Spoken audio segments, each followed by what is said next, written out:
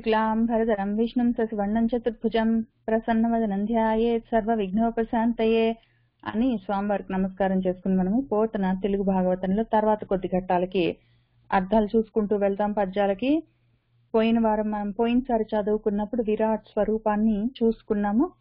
తాపసుడి జీవన యాత్రని మొదలు పెట్టాము. అక్కడ ఆపాము, 7వ ఘట్టం దగ్గర ఉన్నాము. అక్కడి నుంచి చదువుకుంటూ వెళ్తాము. మొత్తం ఇందులో మనకి స్కందంలో తెలుగు భాగవతంలో ఒక 35 ఘట్టాలు ఉన్నాయి. 7వది చదువుతున్నాం. నెమ్మదిగా చదువుకుంటూ వెళ్దాము.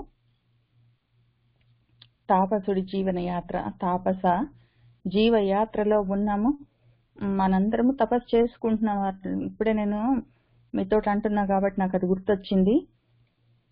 తపస్సు అందరం చేయవలసే వస్తుంది. అందరము తాపసికులమే అయి ఉండాలి.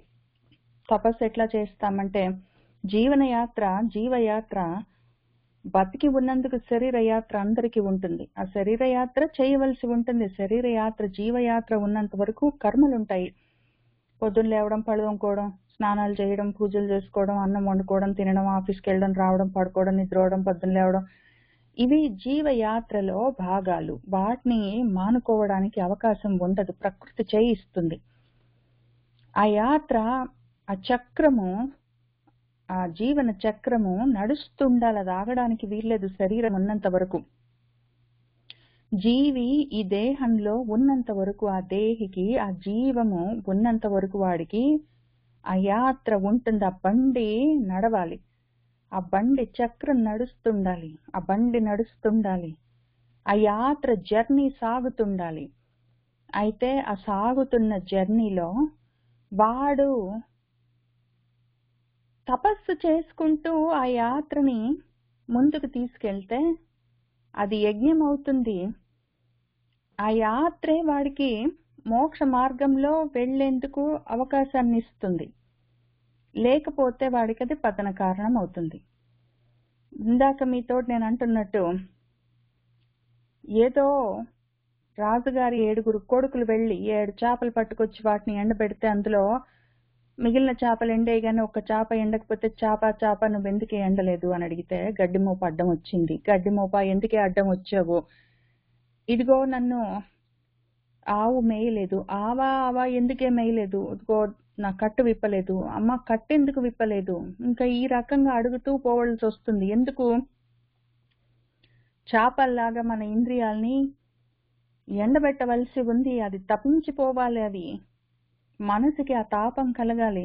ఆ జీవన యాత్ర, సంసార యాత్ర మోక్ష మార్గానికి ఉపకరణం కావాలి అన్న ఆ తపన మొదలైతే అది తపస్సుగా మారుతుంది. అప్పుడు మనసేంద్రియాల్ని తపింపచేసి ఆ రకంగా కృషిస్తున్న కోరికల్లో, దహించుకుని పోతున్న కర్మల్లో నుంచి మనము ముందుకు వెళ్ళిపోవాలి. అది చేయలేకపోతే ఏమైతుంది? అటువంటి తపన లేదు. ఆ చేపల్ని ఎండగట్టేది లేదు. ఎప్పుడు చూసినా చేప ఎందుకే ఎండలేదు? చదువుకోవడానికి ఎందుకే రాలేదు? ఇదిగో గడ్డి మోప అడ్డం వచ్చింది. మా ఇంటికి ఎవడో వచ్చాడు, వాడింటికి ఎవడో పోయాడు, వీడెవడో చచ్చాడు, వాడెవడో పుట్టాడు, ఇదేంటో ఇంట్లో అది జరిగింది, ఇక్కడ ఇది జరిగింది, ఆఫీస్లో పనుంది, నాకేంటో కాలు నొప్పి వచ్చింది, కన్ను నొప్పి వచ్చింది, నాకేంటో మనసు బాగాలేదు, అది కాలేదు, ఇది కాలేదు. అబ్బా రామచంద్ర, ఒక్కటి కాదు ఎన్ని గడ్డి మోపులు అడ్డం ఉంటాయో. ఇది చదువుకి అన్ని అడ్డం పడిపోతాయి. ఆ చేప ఎండేది లేదు, చచ్చేది లేదు, ఆ తపస్సు ముందుకు వెళ్ళేది లేదు, అయ్యేది లేదు, ఆ మనసేంద్రియాలను నిగ్రహించే అవకాశము మనం కల్పించుకునేది లేదు. అటువంటి దుర్మార్గమైన అధోగతి పాలైపోయే పతన కారణాలైన కర్మల్లో, ఆ కోరికల్లో పడి అక్కడక్కడ గిరిగిరా బొంగరంలాగా తిరగకుండా ఈ యాత్రని మనము ముందుకు తీసుకుని వెళ్ళేటట్టుంటే బాగుంటుంది. అది ఎట్లా చెయ్యాలి అని చూసుకుంటున్నాము. చదువుకుంటూ వెళ్దాము. అప్పుడు మనము కొన్ని పద్యాలు చూసుకుని ఎక్కడ ఆపాము? ఈ 26వ వచనం దగ్గర ఆపాము. అక్కడి నుంచి చూసుకుంటూ వెళ్దాము.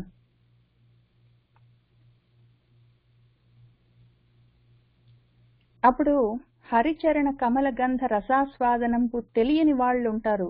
ఈ బొంగరంలాగా గిరిగిరా భూమి మీదే తిరుగుతుంటారు పనులు చేసుకుంటూ. తపించడం తెలియదు, తపస్సు చేద్దామన్న ఆలోచన కలగదు.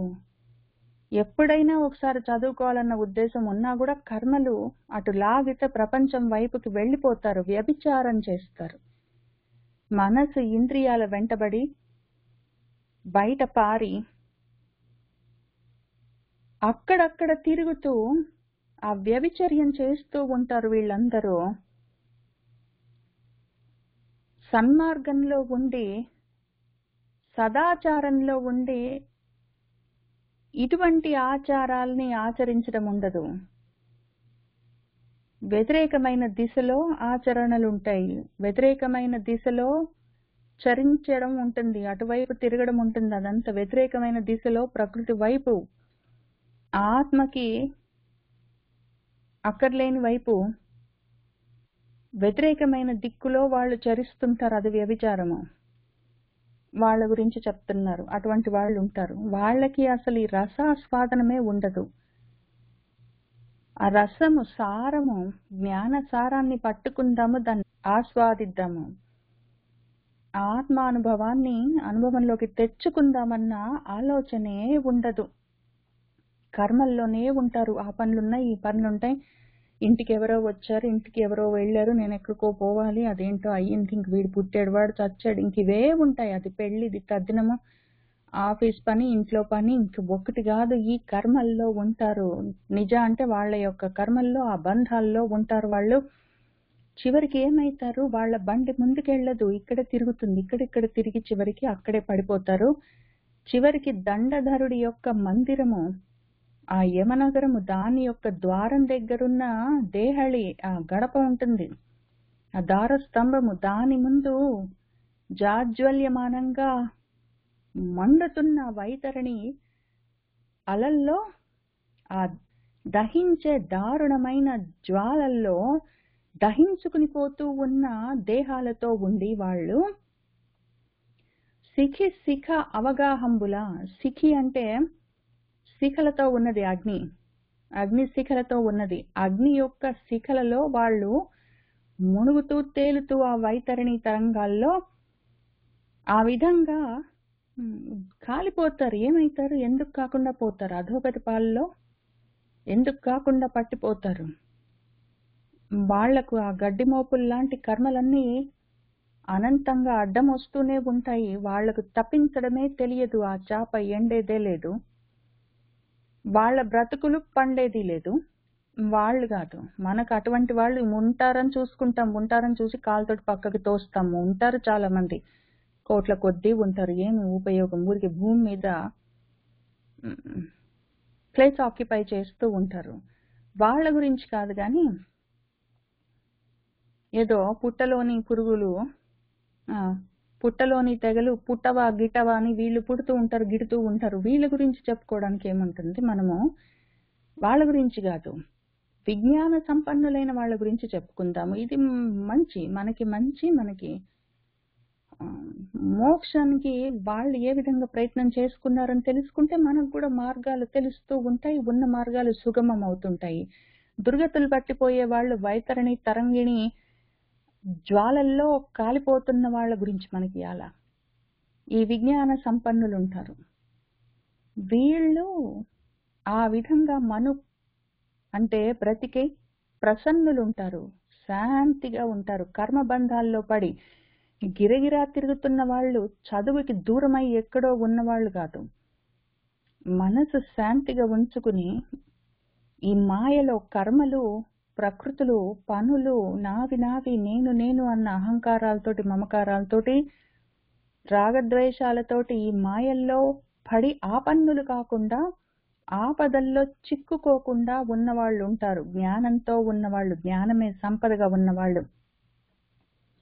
అది కూడా విజ్ఞాన సంపద, వివేక జ్ఞానం అన్న సంపదని సంపాదించుకున్న వాళ్ళు. డబ్బులు, ఇళ్ళు, కార్లు, వాళ్ళు వీళ్ళు, స్నేహితులు, బంధువులు, చుట్టాలు, పక్కాలు కాదు.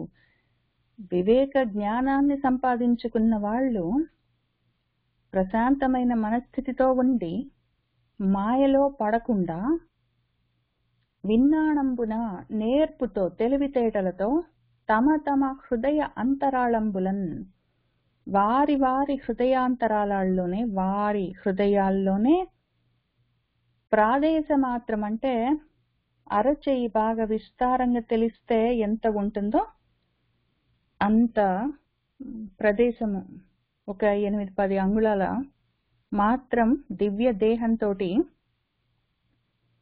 ఒక రూపం ఉంటుంది. దాన్ని చూసుకుంటారు వాళ్ళు. ఈ మాయలో పడకుండా ఉంటే మాయాతీతమైన ఆ దివ్యమైన వస్తువు ఒకటి తెలుస్తుంది వాడిలోనే ఉన్నదని. దాన్ని వాళ్ళు ఎట్లా తెలుసుకుంటారు? దిగిభరాజ శుండాదండ సంకీర్ణ దీర్ఘ చతుర్బాహుడు ఆ దివ్య దేహుడు. ఆ దివ్యమైన దేహం కలిగిన వాడు ఎట్లా ఉంటాడంటే, చూడ్డానికి మనలోనే ఉంటాడు, అందరిలో ఉంటాడు. చూసుకోగలిగే శక్తి ఎవరికి ఉంటుందో ఆ విజ్ఞాన సంపద ఉన్న వాళ్ళకి. కర్మల పాశాల్లో ఉన్న వాళ్ళకి కాదు. ఆ చాపని ఎట్లా ఎండగట్టాలో తెలియక గడ్డి మోపు అడ్డం వచ్చింది, ఇంటికి ఎవరో వచ్చారు అని ఏదో చెప్పుకుంటూ తిరుగుతున్న వాళ్ళు కాదు. ఆ లోపల ఉన్న విషయాన్ని తెలుసుకోవాలని కూర్చున్న వాళ్ళు, దానికి కావలసిన జ్ఞానాన్ని సంపాదించిన వాళ్ళు, వాళ్ళలో వాళ్ళు చూసుకోగలరు. ప్రతి వాళ్ళలో ఉంటుంది, కానీ వీళ్ళకి తెలియదు. వీళ్ళు చూసుకోగలుగుతారు. అది ఎట్లా ఉంటుంది? దిక్ ఇభరాజ. దిక్ ఇభములు అంటే ఏనుగులు, గజములు, దిగ్గజాలు. దిగిభములు అంటే దిగ్గజాలు. దిగ్గజాల రాజులు, దిగ్గజేంద్రాలు. ఆ దిగ్గజేంద్రాల యొక్క శుండములు, తొండాలు. ఆ తొండాల దండలు ఎంత ఉంటాయో, దిక్కులని మోసే దిగ్గజాల యొక్క తొండాలు ఎట్లా ఉంటాయో అటువంటి సంకాశము, దానికి సమానమైన దీర్ఘమైన 4 భుజములు కలిగిన వాడు నా గుండెలోనే ఉంటాడు. చూసుకోగలిగితే చూసుకోవచ్చు. ఎవరి హృదయాంతరాళాల్లో వాళ్లకు దర్శనమిస్తాడు చూసుకోగలిగితే. ఆ మూర్తి కందర్పకోటి సమాన సుందరుడు. కోటి మన్మధులు ఒక్క చోట ఉంటే ఎంత సౌందర్యమో అటువంటి మూర్తి. ధృత మందరుడు, మందర పర్వతాన్ని ధరించినవాడు, మందర పర్వతాన్ని పట్టుకున్నవాడు, నిలబెట్టినవాడు. రాకా విరాజమాన రాజమండల సన్నిభ వదనుడు. రాకా నాటి పౌర్ణమి 16 కళలతో వెలుగుతూ ఉన్న పౌర్ణమి నాడు ఆ విరాజమానమై ఉన్న రాజు చంద్రుడు, ఆ చంద్ర మండలానికి సమానమైన వదనము, ముఖము కలిగిన వాడు. పౌర్ణమి నాటి నిండు పున్నమి నాటి చంద్ర మండలం లాంటి కాంతులతో ఉన్న ముఖము కలిగినవాడు. సౌభాగ్య సదనుడు, మంగళాలకు ఆశ్రయ స్థానమై ఉన్నవాడు, గొప్ప భాగ్యాలన్నిటికీ ఆశ్రయమై ఉన్నవాడు. ప్రభాతకాల భాసమాన భాస్కర బింబ ప్రతిమాన విరాజిత పద్మరాగరత్న రాజీవిరాజమాన కిరీట కుండలుడు. ప్రభాత సమయంలో ప్రభలతో ప్రకాశిస్తున్న భాస్కర బింబము, సూర్య బింబానికి ప్రతిమానము, సమానంగా విరాజితము, వెలుగులతో ఉన్న పద్మరాగాలన్న రత్నాలు, రూబీస్. ఆ రూబీస్ యొక్క రాజీ సమూహము, ఆ సమూహంతో విరాజమానమై ప్రకాశిస్తున్న కిరీటము, కుండలాలు కలిగినవాడు. ఏదో ప్రభాత కాలంలో సూర్యోదయం వేళ ఏ విధంగా అర్కబింబం ఉంటుందో అటువంటి తేజస్సులతో ఉన్న పద్మరాగ మణులకు తక్కువ కాకుండా ఉన్న 12 ఆదిత్యులు పద్మరాగ మణులలాగా కిరీటాల్లో, కుండలాల్లో ఉండగా, శ్రీవత్స లక్షణ లక్షిత వక్షోమండలుడు, శ్రీవత్సమన్న గుర్తులతో ఉన్న వక్షము కలిగినవాడు, రమణీయ కౌస్తుభ రత్నఖచిత కంఠికాలంకృత కంధరుడు. రమణీయమైన, రమింపచేసే కౌస్తుభమన్న రత్నము, పచ్చ, దాంతో ఖచ్చితమైన కంఠిక, కంఠం దగ్గర పెట్టుకునేది, కంటె అంటాం తెలుగులో. కంటె గొంతు దగ్గర ఉంటుంది. ఆ కంఠికకి, ఆ కంటెకు ఈ కౌస్తుభమన్న రత్నాన్ని పొదిగారు. దానితో అలంకరించబడ్డ కంఠం కలిగిన వాడు. నిరంతర పరిమళమిళిత వనమాలికా బంధురుడు. నిరంతరము అంతరాయం లేకుండా పరిమళాలతో కూడి ఉన్న వనమాలికతో ఆయన అలంకరించబడి ఉన్నాడు. నానావిధ గంభీర హార కేయూర కటక కంకణ మేఖల అంగుళీయక విభూషణ వ్రాత సముజ్వలుడు. ఎన్నో విధాలైన గంభీరమైన గొప్ప హారాలు, కేయూరాలంటే చేతికి వేసుకునే కడియాలు, కటకాలంటే కాళ్లకు వేసుకునే కడియాలు, కంకణాలంటే ముంజేతులకు వేసుకునే కడియాలు, మేఖలాలంటే నడుముకు పెట్టుకునే వడ్డాణాలు, అంగుళీయకాలంటే వేళ్లకు పెట్టుకునే ఉంగరాలు, ఇటువంటి భూషణాలన్నిటితో ఆ వ్రాతము సమూహంతో ఉజ్వలంగా ప్రకాశిస్తున్నవాడు. నిటల తట విలంబమాన విమల స్నిగ్ధ నీలకుంచిత కుంతలుడు. నిటలమన్నా లలాటమన్నా నుదురు, నుదురన్న ఆ పాల భాగం పైన విలంబమానము వేలాడుతున్న విమలమైన నిర్మలమైన స్నిగ్ధము దట్టంగా ఉన్న నీలమైన నల్లటి కుంచితము కొద్దిగా వంపులు తిరిగిన కుంతలాలు ముంగురులతో ఉన్నవాడు. తరుణ చంద్ర చంద్రికాధవళ మందహాసుడు. బాలచంద్రుడు అప్పుడప్పుడే ఆకాశంలో పైకొస్తున్న చంద్రోదయం వేళ పైకొస్తున్న ఆ చంద్రుడి యొక్క చంద్రిక వెన్నెల ఇలాంటి ధవళమైన తెల్లటి స్వచ్ఛమైన నవ్వు కలిగిన వాడు. పరిపూర్ణ కరుణావలోకన భ్రూభంగ సంసూచిత శుభగ సంత అనుగ్రహ లీలా విలాసుడు.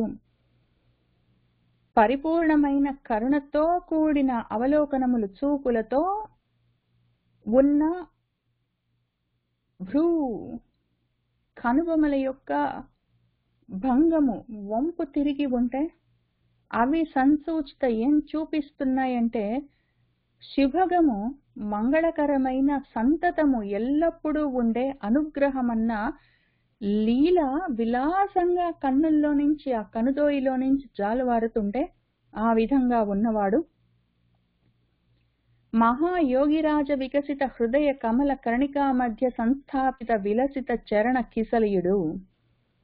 మహాయోగులు వాళ్ళ యొక్క వికసించిన హృదయ కమలాల మధ్యలో, ఆ కర్ణిక మధ్యలో, ఆ దుద్దు మధ్యలో చరణ కిసలయము పాద పద్మాలను ఆయన విలాసంగా పెట్టి ఉంచినవాడు.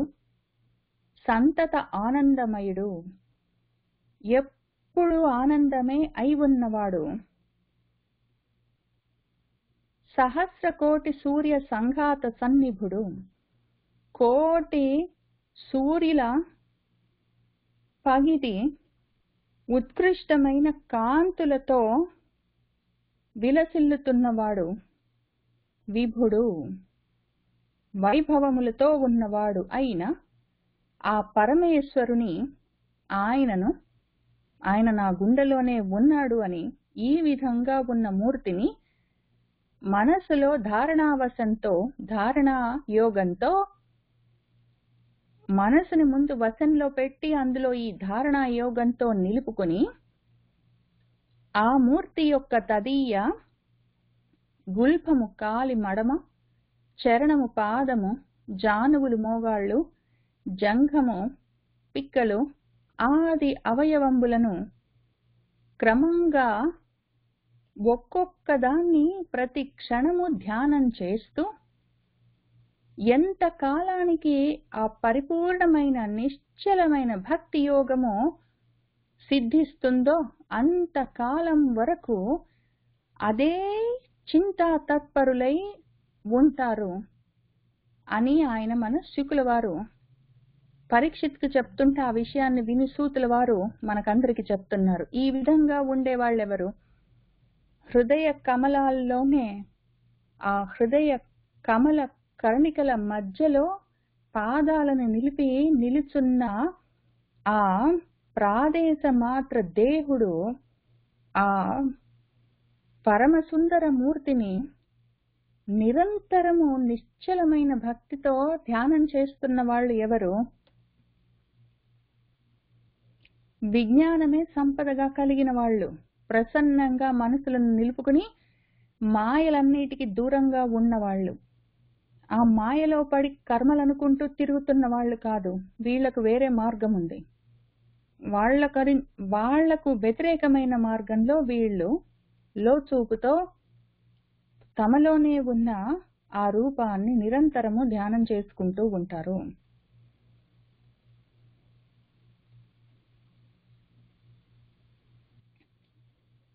ఆసన్న మరణార్థి అయిన యతీశుడు కాల దేశములను కాచుకొనడు. తనువు విసర్జించు తలపు జనించిన భద్రాసనస్థుడై ప్రాణపవను మనసు చేత జయించి మానస వేగంబు బుద్ధిచే భంగించి బుద్ధి తెచ్చి క్షేత్రజ్ఞుతో కూర్చి క్షేత్రజ్ఞున్ ఆత్మలోపల చేర్చి ఆత్మను బ్రహ్మమందు కలిపి ఒక్కటి గావించి గారవమున శాంతితోడ నిరూఢుడై సకల కార్య నివహమెల్లను దిగనాడి నిత్య సుఖము వలయునని చూచును. అటమీద వసుమతీశ, ఓ వసుమతీశ, ఓ రాజా, ఓ పరీక్షిత్ మహారాజా, మరణమాసన్నమైన వాడు ఆ యతి ప్రయత్నం మీద మనసేంద్రియాలను జయించిన వాడు, ఇంక వెళ్ళిపోవాలని తనువుని విసర్జించే తలపు ఆలోచన మనసులో జన్మించిన వాడు, ఇంకా అటువంటి వాడు ఈ కాలం మంచిదేనా, ఆ ప్రదేశం మంచిదేనా అని చూసుకుంటూ దాన్ని కోసం ఎదురు చూస్తూ ఉండడు. దానికోసం ఎదురు చూస్తూ కూర్చోడు. ఎప్పుడు మనసులో ఆ తలపు కలిగితే అప్పుడే భద్రాసనస్థుడై ఆసనంలో కూర్చుని ప్రాణపవను మనసు చేత జయించి ప్రాణాయామం చేస్తూ, ఆసనము ప్రాణాయామం చేస్తూ మానస వేగంబు బుద్ధిచే భంగించి ప్రత్యాహారము, ఆ తర్వాత వెనక్కి మొత్తం అన్ని ఇంద్రియాలతో సహా మనసంతా వెనక్కి వచ్చిన తర్వాత ఇంక ప్రత్యాహారం ఒక్క దాంట్లో నుంచి ఒక దాంట్లోకి కలిపేసుకుంటూ వెళ్ళిపోతున్నాడు. ఎట్లా కలిపేస్తాడు? వేగంగా కదులుతున్న మనసును తీసుకొని వచ్చి బుద్ధితోటి దాన్ని ఆపేస్తాడు. ఆ బుద్ధిని తీసుకొచ్చి క్షేత్రజ్ఞుల్లో ఆత్మలో కలిపేస్తాడు. ఆ క్షేత్రజ్ఞుడిని పరమాత్మలో కలిపేస్తాడు. క్షేత్రజ్ఞుడు, ఈ క్షేత్రం ఉంది, మీ నాన్న శరీరం, అందులో మనసు, ఇంద్రియాలు, బుద్ధి ఇవన్నీ ఉంటాయి. వీటన్నిటిని తీసుకొచ్చి ఆ క్షేత్రాన్ని క్షేత్రజ్ఞుడితోటి కలిపేసి ఆ క్షేత్రజ్ఞుడిని ఆత్మ లోపల కలిపేసి ఆ ఆత్మను తీసుకెళ్లి బ్రహ్మంలో కలిపేస్తాడు. ఇన్ని ఉన్నాయా అంటే ఆ రకంగా ఆలోచించుకున్న వాళ్ళకి అవి ఉంటాయి, లేవంటే లేవు. విడదీసి చూసుకున్నా కూడా యోగం చేసుకునే అవకాశం ఉంటే, ఆ చాకచక్యము, ఆ విజ్ఞానము, వివేచన జ్ఞానం ఉంటే చేయొచ్చు. విభాగం చేసి చూసుకోవడం, అన్ని కలిపేసుకోవడం. ఆ రకంగా ఒక్కొక్క దాంట్లో వెనక్కి రోల్ బ్యాక్ చేసుకుంటూ కలిపేసుకుంటూ పోయి అన్నిటినీ చివరికి ఒక్కటే చేసి గారవంతో ఎంతో గొప్పగా, గౌరవంగా, పరమోత్సాహంగా, శాంతితోటి నిరూఢుడై కుదురుకుని శాంతితో ఊంచుకుని కూర్చుని సకల కార్య నివహం అంటే సమూహము, మొత్తం పనులన్నిటినీ ఎల్లా దిగనాడి వదిలిపెట్టి నిత్య సుఖాన్ని కావాలి అని చూస్తూ ఇంకా అట మీద ఆ తర్వాత ఏం చేస్తాడంటే అని చెప్తున్నారు. ఆసన్న మరణార్థి అయిన యతీశుడు కాలదేశములను కాచుకొనడు. తనువు విసర్జించు తలపు జనించిన భద్రాసనస్థుడై ప్రాణపవను మనసు చేత జయించి మానస వేగంబు బుద్ధిచే భంగించి బుద్ధి తెచ్చి క్షేత్రజ్ఞతో కూర్చి క్షేత్రజ్ఞున్ ఆత్మలోపల చేర్చి ఆత్మను బ్రహ్మమందు కలిపి ఒక్కటి గావించి గారవమున శాంతితోడ నిరూఢుడై సకల కార్య నివహమెల్లను దిగనాడి నిత్య సుఖము వలయునని చూచును. అట మీద వసుమతీశ అని చెప్తూ ఉన్నారు. తర్వాత ఘట్టం సత్పురుష వృత్తి చూసుకుందాము.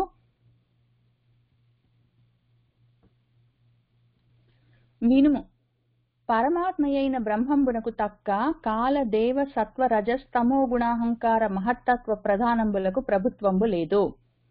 కావునన్ పరమాత్మ వ్యతిరిక్తంబు లేదు.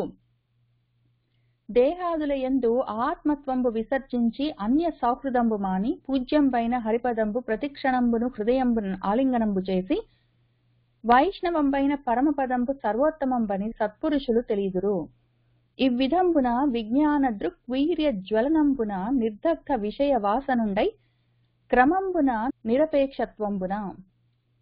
ఇంకప్పుడు వాడేం చేస్తాడంటే ఆ విధంగా కూర్చున్నవాడు మొత్తము ఆసన ప్రాణాయామ ప్రత్యాహారాలతో అన్నిటిని వెనక్కి తీసుకొని వచ్చి మొత్తం అన్నిటిని తిప్పేసి అన్నిటినీ ఆ బ్రహ్మంలో కలిపేసి, ఇంకప్పుడేం చేస్తాడంటే బ్రహ్మంలో కలిపేసినాక చేసేది ఏముంది అంటే అది సమాధి స్థితి దాకా వచ్చాడు, ఇంకక్కడి నుంచి వెళ్ళిపోవాలి దాటుకుంటూ.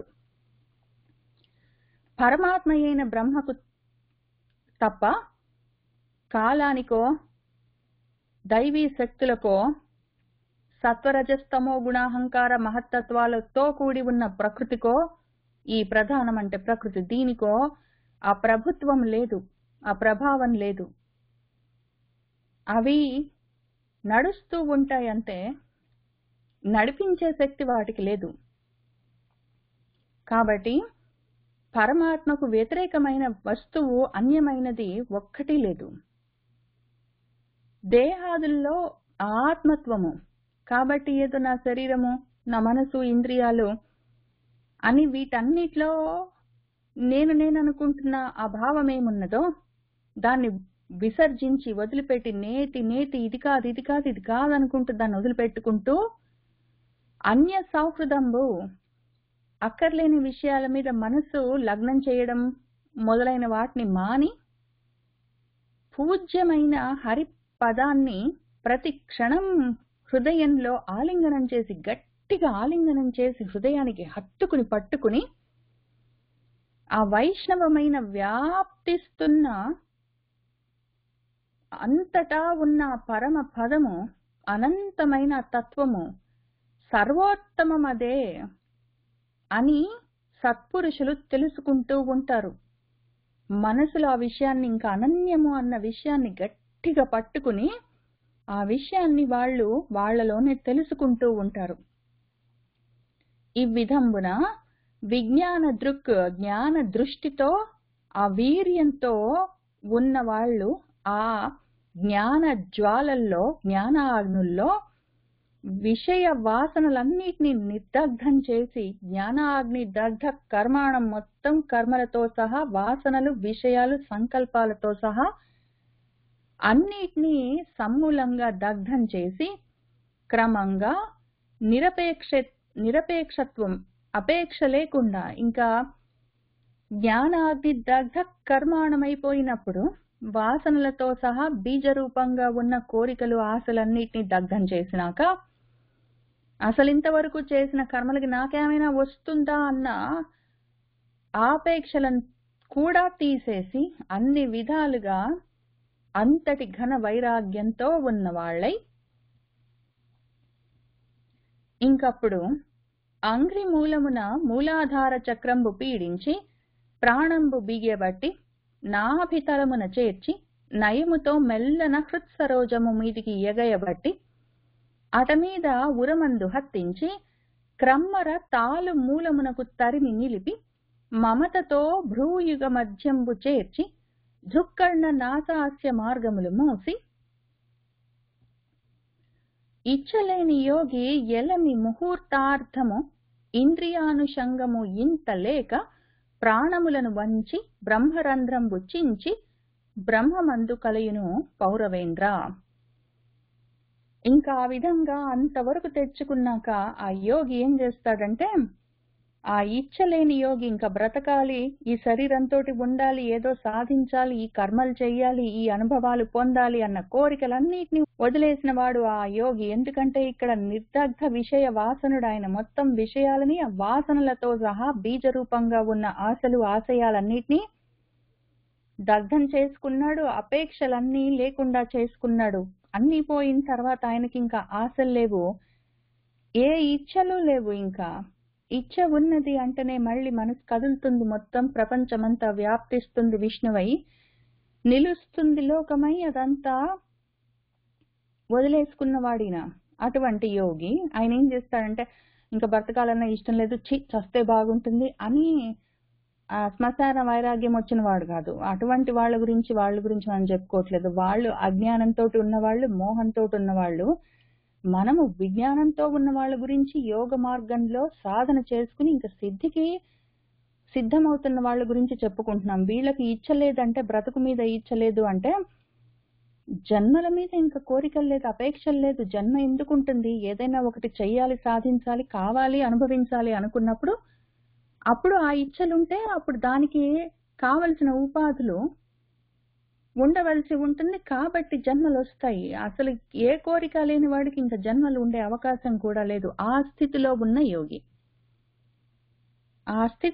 యోగి ఏం చేస్తాడంటే, ఇంకప్పుడు అంత దూరం వచ్చిన తర్వాత అంగ్రి మూలమున ఆ పాదము యొక్క మడమ, ఆ మడమతోటి పద్మాసనంలో భద్రాసనంలో కూర్చున్నాడు కదా, ఆ భద్రాసనంలో కూర్చున్న యోగి ఆ మడమతోటి మూలాధార చక్రాన్ని పీడించి దాన్ని నొక్కి పట్టి ఆ తర్వాత ప్రాణాన్ని బిగియబట్టి ప్రాణాపాన వాయువులన్నిటినీ, ప్రాణాపాన ఉదానాలన్నిటినీ ఆయన నిలిపేసి బిగ్గరగా పట్టేసి నాభితలం చేర్చి మూలాధార చక్రం దగ్గర నుంచి స్వాధిష్టానం తర్వాత ఇక్కడ నాభి దగ్గర మణిపూరం, ఆ మణిపూరకం దగ్గరికి తీసుకొని వచ్చి అక్కడ దాన్ని చేర్చి ప్రాణాలను ఆ తర్వాత నయముతో నెమ్మదిగా మెల్లగా హృత్ సరోజము మీదికి ఈ మణిపూరం తర్వాత అనాహతం దగ్గరికి దాన్ని తోసి ఎగయబట్టి ఎత్తి పట్టుకుని ఆ తర్వాత అట మీద ఉరమందు హత్తించి ఆ హృత్ స్థలం దగ్గర దాన్ని గట్టిగా నిలబెట్టి క్రమ్మర ఇంకా నెమ్మదిగా మళ్ళీ అక్కడి నుంచి క్రమంగా తాలు మూలానికి విశుద్ధి చక్రం దగ్గరికి ఈ గొంతు దగ్గరికి దాన్ని తరిమి నిలిపి అక్కడికి తోసి అక్కడ దాన్ని మళ్ళీ నిలబెట్టి మమతతో మెల్లగా మళ్ళీ భ్రూయుగ మధ్యంబు చేర్చి కనుబొమల మధ్యలో ఆజ్ఞాచక్రం దగ్గరికి దాన్ని తీసుకొచ్చి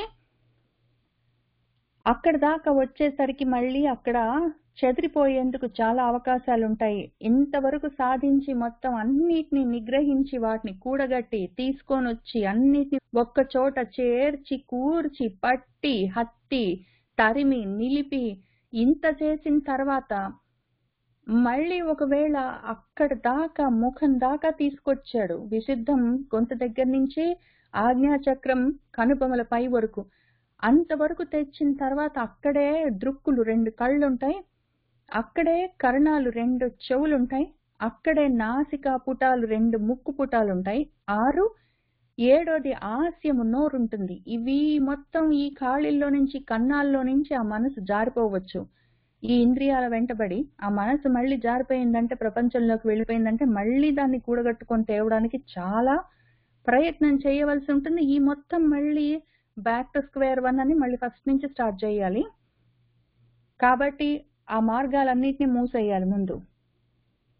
ఈ మనసు అహల్య లాంటి మనసు ఇంద్రియాలన్నా ఇంద్రుడి వెంటబడి వ్యభిచారం చేయడానికి ప్రపంచంలోకి వెళ్ళిపోకుండా ఆ మొత్తము రంధ్రాలని మూసేయాలి ముందు.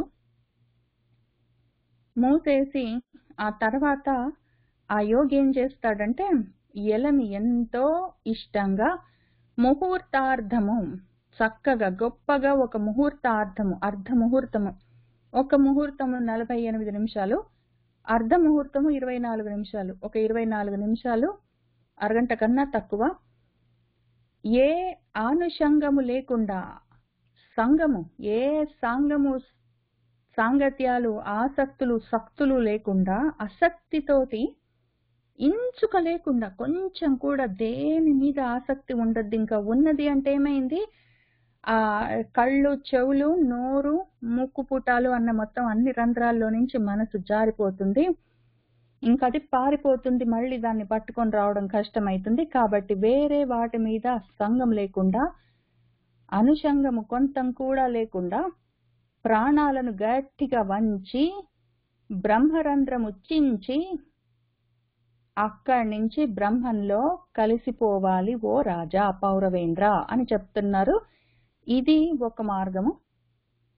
ఇంకా వెళ్ళిపోవాలి, ఇంకా అవసరం లేదు, ప్రకృతితో ప్రపంచంతో జన్మలతోటి నాకు అవసరం లేదు, ఇంకా నేను సాధించేది లేదు, నేను పరబ్రహ్మాన్ని సాధించిన తర్వాత ఈ ప్రకృతిలో సాధించవలసిన అపరమైన అవరమైన వస్తువులు ఇంకేమీ లేవు, నాకు అక్కర్లేదు అని నిర్ణయించుకున్న తర్వాత యోగి ఈ విధంగా కూర్చుని ఆయన మూలాధార చక్రం దగ్గర నుంచి ప్రాణాలను పైకి తోసి అక్కడి నుంచి బ్రహ్మరంధ్రాన్ని చీల్చి ఆయన వెళ్ళిపోవచ్చు. దీని పేరు సద్యోముక్తి. ఇది ఈ మార్గాన్ని యోగులు అవలంబిస్తారు. అది సద్యోముక్తి మార్గం, యోగ మార్గంలో. దాన్ని ఇక్కడ మనకి వివరించి చెప్పారు మన గురువు గారు. అంగ్రి మూలమున మూలాధార చక్రంబు పీడించి ప్రాణంబు బిగియపట్టి నాభితలము చేర్చి నయముతో మెల్లన హృత్సరోజము మీద కెగయబట్టి అటమీద ఉరమందు హత్తించి క్రమ్మర తాలు మూలమునకు తరిమి నిలిపి మమతతో భ్రూయుగ మధ్యము చేర్చి దృక్కర్ణ నాసాస్య మార్గములు మూసి ఇచ్చలేని యోగి ఎలమి ముహూర్తార్థము ఇంద్రియానుషంగము ఇంత లేక ప్రాణములను వంచి బ్రహ్మరంధ్రంబు చించి బ్రహ్మమందు కలియును పౌరవేంద్ర. ఇంకా రెండో మార్గము, అదొక మార్గం చూసుకున్నాం కదా, అది సద్యోముక్తి. సద్య అంటే వెంటనే అనర్థం, వేగంగా, వెంటనే అని. శీఘ్రం, క్షిప్రం అనర్థం, సహస, వీటన్నిటికి అదే అర్థం, వెంటనే అనర్థం, తొందరగా వచ్చే ముక్తి మార్గం అది. ఇప్పుడు ఇంకొక ముక్తి మార్గం, ఇది కూడా యోగ మార్గంలోనే చెప్తున్నారు. ఇంకొకటి, దీని పేరు క్రమముక్తి అంటారు. ఈ క్రమముక్తి మార్గాన్ని ఇక్కడి నుంచి వివరించి చెప్తున్నారు. ఇది చూద్దాము. మరియు దేహ త్యాగ కాలంబున ఇంద్రియంబులతోడి సంగంబు వీడుకొని వాడు వాని తోడన గుణ సముదాయ రూపంబగు బ్రహ్మాండంబునందు ఖేచర సిద్ధ విహార యోగ్యంబును అణిమాదిక సకల ఐశ్వర్య సమేతంబును అయిన పరమేష్టి పదంబు చేరును. విద్యా తపోయోగ సమాధి భజనంబు చేయుచు పవనాంతర్గత లింగ శరీరులైన యోగీశ్వర్లకు బ్రహ్మాండ బహిరంతరాళంబులు గతి అని చెప్పుదురు. ఏరికిన్ కర్మంబులన్ అట్టి గతి పొంద శక్యంబుగాదు. యోగి అగువాడు బ్రహ్మలోకమునకు ఆకాశ పదంబునన్ పోవుచు సుషుమ్నా నాడి వెంటన్ అగ్నియను దేవతం చేరి జ్యోతిర్మయంబైన తేజంబున నిర్మలుండై ఎందును తగులువడక తారామండలంబు మీద సూర్యాది ధ్రువాంత పదంబులకు క్రమక్రమంబున అతిక్రమించి హరి సంబంధంబైన సింసిమార చక్రంబు చేరి ఒంటరి అగుచు పరమాణుభూతంబైన లింగ శరీరంబుతోడ బ్రహ్మ విధులకు నెలవైన మహర్లోకంబు చొచ్చి మహాకల్పకాలంబు క్రీడించు కల్పాంతంబైన అనంత ముఖానల జ్వాలా దంతహ్యమానంబగు లోకత్రయంబు నీక్షించుచు తన్నిమిత్త సంజాత అనల దాహంబు సహింపజాలక అని చెప్తున్నారు. ఇక్కడ ఇంతవరకు చూద్దాము. అప్పుడేం జరుగుతుందంటే, ఇంకొక విషయం మనం గుర్తుపెట్టుకోవాల్సింది ఏంటంటే, ఈ విధంగా సద్యోముక్తి అయినా సరే, క్రమముక్తి అయినా సరే, ఏదో ఒక యోగ మార్గంలో ముక్తి పదంలో వెళ్లిపోయిన వాడు ఆ దేహాన్ని త్యాగం చేస్తున్న సమయంలో, శరీరాన్ని వదిలిపెడుతున్న సమయంలో ఒకవేళ ఇంద్రియాలతోటి వాడికి ఆ సాంగత్యము ఇంకా అట్లానే ఉంది, దాన్ని వదిలించుకోలేకపోయాడంటే, వెళ్ళిపోతున్న సమయంలో కూడా ఇంద్రియాలతోటి, మనసేంద్రియాలతోటి ఆయనకు సంగం ఉన్నది అంటే, ఆ రకంగా ఆ కనెక్షన్ విడవని వాడికి మోక్షం లేదు. ఆ విడవలేదంటే మోక్షం లేదని అర్థం కదా, విడవడమే మోక్షము. ఆ కనెక్షన్ పోలేదు కాబట్టి మోక్షం లేదు. అటువంటి వాడు ఏమవుతాడంటే, వాటితోటే పాపము ఆ గుణాలన్నీ ఉంటాయి. సత్వరజస్తమో గుణ సముదాయ రూపమైన ఈ బ్రహ్మాండంలో ఖేచరులు అంటే ఆకాశంలో చరించే వాళ్ళు, సిద్ధులు. ఖేచరులు, సిద్ధులు విహరించే వారికి యోగ్యమైన మార్గంలో వీళ్ళు కూడా తిరుగుతుంటారు. వాళ్ళు ఇంత దూరం తీసుకొని వచ్చి వాళ్ళు మొత్తం అక్కడ కూర్చొని గొప్ప యోగ సమాధిలో ఆ నిష్ఠతోటి కూర్చుని ఆ కుండలిని యోగ విద్యతోటి వాళ్ళు బ్రహ్మరంధ్రాన్ని ఛేదించి శరీరాన్ని వదిలిపెట్టే సమయంలో కూడా వాళ్ళ మనసు ఒకవేళ కదిలింది, ఇంద్రియాలతోటి కూడిందంటే మాత్రం ఈ బ్రహ్మాండంలోనే వాళ్ళు ఇక్కడ తిరుగుతూ ఉంటారు. అణిమాదిక సకల ఐశ్వర్య సమేతమైన పరమేష్టి పదాన్ని కావాలంటే, బ్రహ్మగారి పదాన్ని సత్యలోకం దాకా వెళ్ళగలరు వాళ్ళు కావాలంటే. కానీ మొత్తమే బ్రహ్మంలో లయమైపోవడం మాత్రం ఉండదు. వాళ్ళు ప్రకృతి లయలను పిలుస్తారు, లేదా విదేహ ముక్తులని పిలుస్తారు. శరీరాన్ని లేకుండా ఉంటుంది, కానీ శరీరం లేదు అంతవరకే, కానీ ప్రకృతిలోనే ఉంటారు. ఈ విధంగా ప్రకృతి లయులు, విదేహ ముక్తులు అని సద్యోముక్తులు, క్రమముక్తుల్లో మళ్ళీ 2 రకాలుగా ఉంటారు. వీళ్ళందరూ యోగ మార్గంలో ఉన్నవాళ్ళు ఉంటారు. కావాలంటే పరమేష్టి పదము బ్రహ్మగారి సత్యలోకం దాకా వెళ్ళొచ్చు. అణిమాది సకల ఐశ్వర్యాలతో వాళ్ళు ఉండొచ్చు. ఆకాశ గమనాలన్నీ చేయొచ్చు. సిద్ధులతో కూడి విహరించొచ్చు. ఏమైనా చేయొచ్చు. కానీ వాళ్ళ యోగం మాత్రం అంతవరకే. పరబ్రహ్మంతో కలిసిపోవడం, పరబ్రహ్మం అయిపోవడం లాంటి యోగం వాళ్ళకు ఉండదు. ఎందుకు అంటే ఇంద్రియాలు కలిసాయి, అవి కూడేయి అంటే మాత్రము ఇంకా వ్యభిచారమే ఉంటుంది, సదాచారం ఉండదు ఇంకా అక్కడ. ఇంకా వాళ్ళని పక్కన పెట్టి మళ్ళీ కానీ విద్య, తపోయోగ, సమాధి, భజనం చేసే వాళ్ళు ఉంటారు. విద్యతో ఉంటారు వాళ్ళు, జ్ఞానంతో, తపస్సుతో, తపోయోగం, జ్ఞానయోగంతో, సమాధి మార్గంలో వెళ్ళిపోవాలనుకున్న వాళ్ళు మాత్రం పవనాంతర్గత లింగ శరీరులై ఉంటారు. వారి లోపలే వాళ్ళు వాయువులను నిలబెడతారు. ఆ తర్వాత సూక్ష్మ శరీరాలు, లింగ శరీరాలంటే సూక్ష్మ శరీరాలతో ఉన్నవాళ్ళు, ఆ యోగీశ్వరులు బ్రహ్మాండ బహిరంతరాళంలో మొత్తం అంతటా తిరుగుతూ ఉంటారు. అది వారి గతి. అప్పుడు బ్రహ్మాండం లోపల బయట కూడా తిరుగుతారు. వీళ్ళు బ్రహ్మాండం లోపల కావాలంటే బ్రహ్మగారి సత్యలోకం దాకా వెళ్తారు. వీళ్ళు బ్రహ్మాండానికి లోపల బయట మొత్తం అంతటా తిరుగుతూ ఉంటారు సర్వాంతర్యామిగా అని చెప్పుకుంటారు. ఈ జ్ఞానయోగం, తపోయోగంలో సమాధి స్థితి దాకా వెళ్ళిన వాళ్ళు యోగులు అని చెప్పుకుంటున్నాము. మనము మన యోగ మార్గంలో, మన జ్ఞానయోగ మార్గంలో మన సమాధి స్థితి, మన మార్గంలో సమాధి స్థితి ఏమంటే యోగులు చేసే సమాధి కాదు మనది. మనది జ్ఞాన సమాధి సమస్థితి. మనసుని ఎల్లప్పుడూ సమస్థితిలో నిలబెడతాము. మనకు వేరే మార్గం ఉంటుంది, అది మళ్ళీ అక్కడికి వచ్చినప్పుడు చూద్దాము. ఇది యోగుల మార్గం చెప్పుకుంటున్నాం ఇక్కడ. ఈ యోగులు ఏం చేస్తారంటే వాళ్ళు ఈ బ్రహ్మాండంలో బహిరంతరాళంలో తిరుగుతూ ఉంటారు. అది వాళ్ళ గతి అని చెప్పుకుంటున్నారు కదా. కానీ ఇటువంటి గతి ఎవరికైనా సరే కర్మలు చేయడం వల్ల రాదు. ఇది కర్మంబులన్ అట్టి గతి ఏరికి పొందశక్యం కాదు. ఇటువంటి బ్రహ్మాండం అంతా నారద మహర్షిలాగా తిరిగే శక్తి ప్రతివాడికి రాదది. కర్మలు చేస్తూ ఉంటే, కర్మల్లో పడి తిరుగుతుంటే అవి పాశాలైతే బంధిస్తాయి. అవి కావాలంటే యమధర్మరాజు గారి సదనానికి వెళ్ళొచ్చేమో, అటువైపుకి పనికొస్తుంది. కర్మలతోటి సాధించేది కాదు ఇది, యోగంతో సాధించే మార్గాలు ఇవి.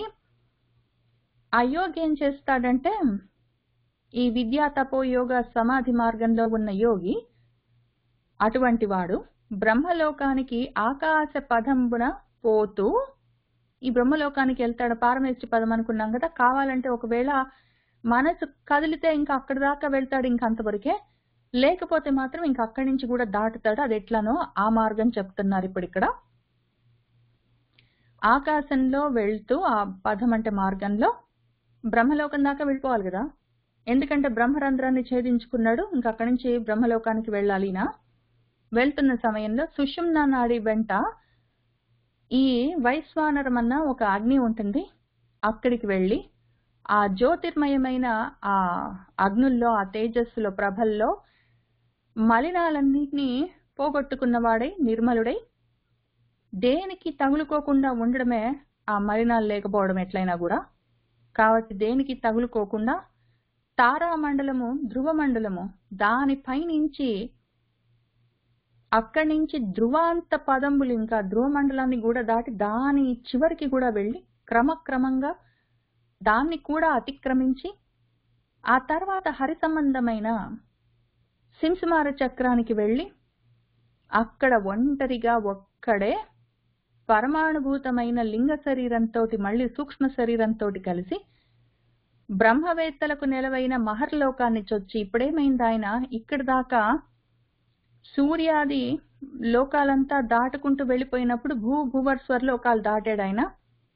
ఆ తర్వాత భూభువర్ స్వర్లోకాలు దాటిన తర్వాత మహర్లోకం ఉంటుంది.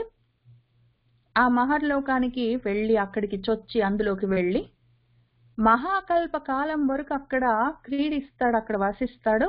ఒక కల్పం అంటే బ్రహ్మగారికి ఒక పగలు. ఆ తర్వాత ఆ కల్పం అంతమైపోయినాక బ్రహ్మగారికి రాత్రి అవుతున్నప్పుడు ఈ కల్పాంతం ఒక కల్పం బ్రహ్మగారికి ఒక కల్పం అంటే 14 మంది మనువులు ఉంటారు ఆ సమయంలో. ఇంకా బ్రహ్మగారికి రాత్రి అయినప్పుడు మళ్ళీ అంత సమయము మొత్తము 3 లోకాలు భూభువ స్వర్లోకాలు 3 లోకాలు ప్రళయంలో మునిగిపోతాయి. ఆ సమయంలో అనంతుడి యొక్క ముఖం నుంచి వస్తున్న అనల జ్వాలలు అగ్ని జ్వాలల్లో దందహ్యమానమై మండిపోతున్న తగలబడిపోతున్న 3 లోకాలను భూభువ స్వర్లోకాలను చూస్తూ తన్నిమిత్త దానివల్ల కలుగుతున్న సంజాతము పుట్టిన అనల దాహము ఆ సమయంలో ఇంకా ఎంత అగ్ని జ్వాలలుంటాయంటే దాన్ని తట్టుకోలేక అని చెప్పుకుంటున్నాము. ఇదంతా నిజంగా జరుగుతుందా అని మనము వ్యాస మహర్షి రాసిన వ్యాస భాగవతంలో పోయిన వారం ఇది చదువుకున్నప్పుడు మనకు ఆ ప్రశ్న వచ్చింది. ఎల్లుండి మళ్ళీ నేను అక్కడి నుంచి చెప్పుకుంటూ వెళ్ళేటప్పుడు నిజంగా ఇది జరుగుతుందా? 3 లోకాలు కాలి బూడిదైపోతుంటే ఈ యోగి చూస్తూ ఆ మహర్లోకం నుంచి పైన ఉన్న జనోలోకానికి వెళ్ళి ఆ జనోలోకం నుంచి తపోలోకం ఆ తర్వాత నెమ్మదికి బ్రహ్మలోకానికి వెళ్తాడని మనకి ఇక్కడ ఉంటాయి. నిజంగా అట్లా జరుగుతుందా అన్న ప్రశ్న మనము కొంత దాని గురించి మళ్ళీ కొంచెం లోతుగా చూసుకుని మనం ముందుకు వెళ్దాం. మనము యోగ మార్గంలో లేము, జ్ఞాన మార్గంలో ఉన్నాం కాబట్టి మన మార్గంలో మనం కూడా చెప్పుకోవాల్సి ఉంటుంది. ఇక్కడున్న విషయాన్ని మళ్ళీ మనము మన మార్గంలో చెప్పుకుంటాము. అది చెప్పుకుంటూ వెళ్దాం. అది ఏ విధంగా మనకు వర్తిస్తుందో మన పరంగా దాన్ని మనం ఎట్లా అన్వయం చేసుకోవాలో చూసుకుందాము. అప్పుడేం జరిగిందంటే ఇల మీద మనువులు ఈరేడ్వురు చనువేళ దివసమై ఎచ్చోట తిరుగుచుండు మహనీయ సిద్ధ విమాన సంఘములు ఎందు దినకర ప్రభములై తేజరిల్లు శోక జరా మృత్యు శోషణ భయ దుఃఖ నివహంబులు ఎందు జనింపకుండు విష్ణు పరధ్యాన విజ్ఞాన రహితుల శోకంబులెందుండి చూడవచ్చు పరమ సిద్ధయోగి భాషణామృతము ఎందు శ్రవణ పర్వమగుచు జరుగుచుండు అట్టి బ్రహ్మలోకమందు వసించును రాజవర్య మరల రాడువాడు అని శుకుల వారు పరీక్షిత్ మహారాజుకి చెప్తున్నారు. ఓ రాజా, ఈ పరమ సిద్ధయోగి అప్పుడేం చేస్తాడంటే సిద్ధి సాధించిన యోగి కదా ఇప్పుడైనా ఆయన ఇంకా ఆ విధంగా భూభువ స్వర్లోకాన్ని దాటేస్తాడు. మహర్లోకంలో కల్పాంతం వరకు ఉంటాడు. కల్పాంతం వరకు ఉండి ఇంకా ప్రళయకాలంలో మొత్తం 3 లోకాలు దహించుకుని పోతుంటే వాటిని చూస్తూ ఆ పై లోకాలకు వెళ్తూ ఉంటాడు. అది ఎట్లా అంటే ఇల మీద ఈ భూమి మీద ఈరేడుగురు ఏడుగురు ఈరు అంటే 2 రెండేళ్లు 14 మంది మనువులు వచ్చి వెళ్ళిపోతారు. అంతకాలము బ్రహ్మగారికి ఒక పగలు. అంత సమయము దివసమై ఒక్క పగలై ఎచ్చోట తిరుగుతూ ఉంటుందో మహనీయమైన సిద్ధులు ఆకాశ గమనం చేస్తూ ఉన్న వాళ్ళు ఆ సమూహమంతా ఎక్కడ దినకరుడి ప్రభలతో సూర్యుడు లాగా వెలుగులతో ఉంటాయో ఏ లోకంలో శోకము జర ముసలితనము మృత్యువు శోషణము ఎండిపోవడము భయము శుష్కించిపోవడము భయము దుఃఖము మొదలైన సమూహాలు అసలు లేకుండా ఉంటాయో ఎక్కడైతే విష్ణు పద ధ్యానం దాని గురించిన విజ్ఞానం దాని గురించి రతి కలిగి ఉన్న వాళ్ళు ఉంటారో ఇది లేని వాళ్ళ యొక్క శోకాన్ని విరహితుల యొక్క శోకాన్ని ఎక్కడ ఉండి చూస్తూ ఉండొచ్చో అటువంటి ప్రదేశం అది. పరమ సిద్ధ యోగులు వాళ్ళ యొక్క భాషణములు వాళ్ళు మాట్లాడుకుంటూ ఉంటే ఆ అమృతము ఎక్కడ ఉండి దాన్ని మనము శ్రవణ పర్వంగా చెవులకి పండగగా పర్వం అంటే పండుగ చెవులకి పండుగగా మనము వింటూ ఉండొచ్చో అటువంటి బ్రహ్మలోకంలో వాడు వసిస్తాడు. ఇంకా తిరిగి రాడు ఈ యోగి. ఆ సత్యలోకం ఎట్లా ఉంటుందంటే బ్రహ్మగారి లోకము ఇక్కడ భూమి మీద ఒక 14 మంది మనువులు వచ్చి వెళ్ళిపోవాలి. అంత సమయము ఒక్క పగలు అక్కడ. సిద్ధులు అక్కడ సూర్యులలాగా వెలిగిపోతూ ఉంటారు. అక్కడ శోకాలు, మోహాలు, జరాలు, మృత్యువులు, దుఃఖాలు, భయాలు ఇటువంటివి అసలు ఉండనే ఉండవు. అసలు ఆ విష్ణు పదాన్ని గురించి ఆలోచించని వాళ్ళు ఇవన్నీ పెట్టుకొని ఏడుస్తుంటే శోకాలతో, జరాలతో, మృత్యువులతో శుష్కించిపోతూ భయాలతో, దుఃఖాలతో ఏడుస్తుంటే వాళ్ళని అక్కడి నుంచి చూస్తూ ఉండొచ్చుట. చక్కగా పైగా వీళ్ళని చూస్తూ ఉండొచ్చు, మనకైతే అటువంటివి ఉండవు. పైగా పరమ సిద్ధులు అక్కడ కూర్చున్న యోగులందరూ గొప్పగా అమృతం లాంటి విషయాలన్నీ, అమృతతుల్యమైన విషయాలన్నీ మాట్లాడుకుంటూ ఉంటే శ్రవణ పర్వంగా చెవుల పండగగా వింటూ ఉండొచ్చు. అటువంటి బ్రహ్మలోకానికి వెళ్తాడు వాడు, ఇంకా తిరిగి రాడు.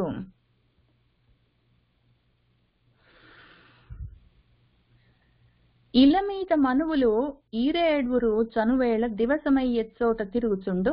మహనీయ సిద్ధ విమాన సంఘములు ఎందు దినకర ప్రభములైతే జరిల్లు.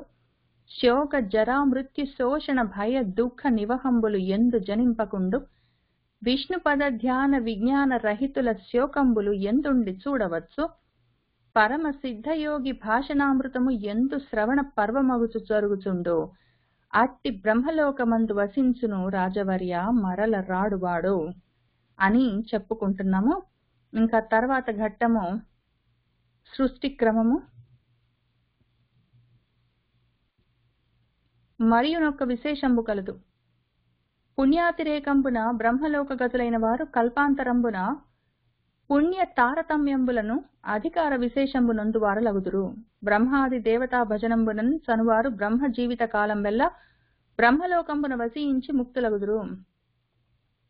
నారాయణ చరణ కమల భక్తి పరాయణత్వంబునన్ సనవారు నిజేచ్ఛావశంబున నిరర్గళ గమనులై బ్రహ్మాండంబు భేదించి మహోన్నత వైష్ణవ పదారూఢులై తేజరిలుదురు. ఈశ్వరాధిష్ఠితంబైన ప్రకృతి అంశంబున మహత్తత్వముగు, మహత్తత్వాంశంబున అహంకారంబగు, అహంకారంబున శబ్ద తన్మాత్రంబగు, శబ్ద తన్మాత్రంబున గగనంబగు, గగనాంశంబున స్పర్శ తన్మాత్రంబగు, స్పర్శ తన్మాత్రంబున సమీరణంబగు, సమీరణాంశంబున రూప తన్మాత్రంబగు, రూప తన్మాత్రాంశంబు వలన తేజంబగు, తేజోంశంబున రస తన్మాత్రంబగు, రస తన్మాత్రంబు వలన జలంబగు, జలాంశంబున గంధ తన్మాత్రంబగు, గంధ తన్మాత్రాంశంబు వలన పృథివియగు, వాని మేళనంబున చతుర్దశ భువనాత్మకంబైన విరాట్ రూపంబగును. ఆ రూపంబునకు 1,000,000 యోజన విశాలంబైన అండకటాహంబు ప్రథమ ఆవరణంబైన పృథ్వియగును. దీని 50,000,000 విశాలంబని కొందరు పలుకుదురు. అయ్యావరణంబు మీద సలిల తేజస్ సమీర గగనాహంకార మహత్తత్వంబులని ఆవరణంబులు క్రమంబున ఒండింటికి 10 గుణోత్తరాధికంబులై ఉండును. అట్టి 7 మీద ప్రకృతి ఆవరణంబు మహావ్యాపకంబగును. అట్టి మహాండంబు భేదించి వైష్ణవ పదారోహణంబు చేయువాడు నిర్భయుండై మెల్లన లింగదేహంబున పృథివ్యాత్మకత్వంబునుంది.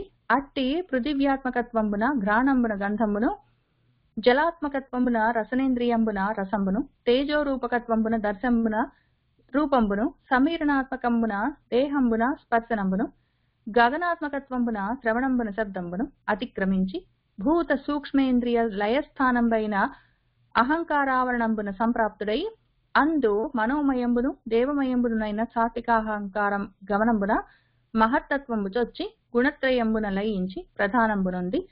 ప్రధానాత్మకత్వంబున దేహంబును ఉపాధి పరంపరావసానంబునన్ ప్రకృతిని బాసి ఆనందమయుండై ఆనందంబునన్ పరమాత్మ రూపంబైన వాసుదేవ బ్రహ్మంబునందు కలియును అని చెప్పి వెండియున్ ఇట్లనియే.